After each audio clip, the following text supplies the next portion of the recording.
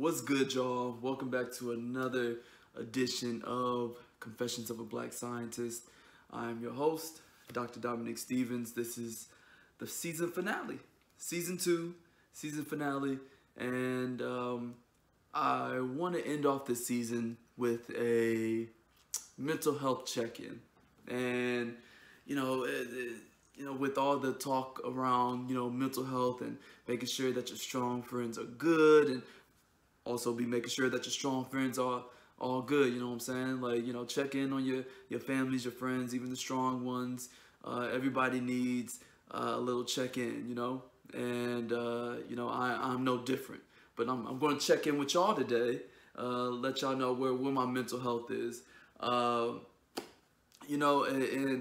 to be completely honest, it could be a whole lot better. It could be a whole lot better. But I think it's the stress of dealing with writing grants, getting research done, getting results. The beginning of my postdoc was real chill, but now there's as money becomes an issue, that's when emotions start to be a little different, and you start to see kind of the different sides of people. And to be honest, and before I even go there, I'm gonna be honest, that Austin, Texas is extremely white, and I feel so disconnected from my people, and yes, black people. I feel so disconnected because it's hard to find the black community around here, and I have no clue where they're at. I mean, I can go days without seeing a black person or talking to one, and it's really fucking with my head. So, just checking in with y'all, just being real about it, just being real about the things that I'm going through, right? But also at the same time, you have to be able to realize that not everything is going to be perfect, and I don't expect everything to be. I tell my undergrads all the time that nothing in life is perfect, not even science. So there's no such thing as perfection. So let's make mistakes. Let's some things just aren't going to look crazy good, but you can possibly get something out of it. But speaking of my science, it's always interesting when people are stressed or they got a lot going on, how they talk to you, how they act. They act a little differently. And what I'm finding is that my current boss is like acting a little differently. Like he's always been kind of just bouncing around all over the place, but when he's like, money's on the line, all this other stuff, it's kind of it's kind of like, okay, whoa, dude, like, calm down. Like, I'm gonna get the results when I get the results. But also at the same time, like, he's put a lot of pressure on me and saying that, oh well, if we don't get these, if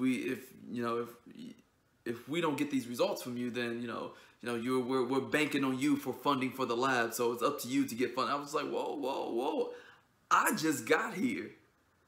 How am I, and it's putting a lot of stress, it's putting a lot of pressure on me, and I try not to let it get to me. I mean, easier said than done, with anything. It's easier said than done to not allow any of this stuff to get to me. But obviously I feel some type of way about it. Anybody would, right? So, I say that to say that, people under pressure, sometimes they show their true colors. Not to say that, and this is not saying that he's a bad person. This is not saying, I think differently of him, just slightly, but like, you can tell,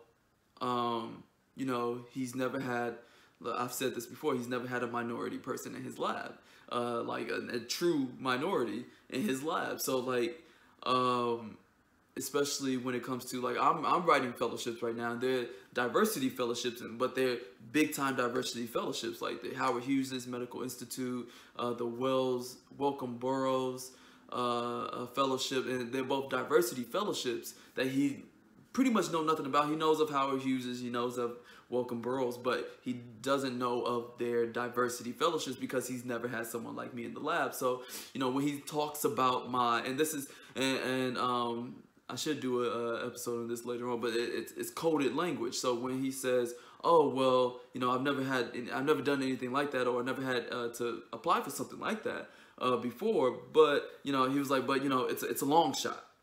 It's a long shot. Yours is a long shot, man. Yours is a long shot. But then when he talks about his grant, which is still based off of my work, you know, I think we have a really good chance of getting this. I think we have a really good chance. So I'm just like, so mine is a long shot because it's a diversity one that you know nothing about. But yours, because you know, it's tailored towards white people. Yeah, it's all right.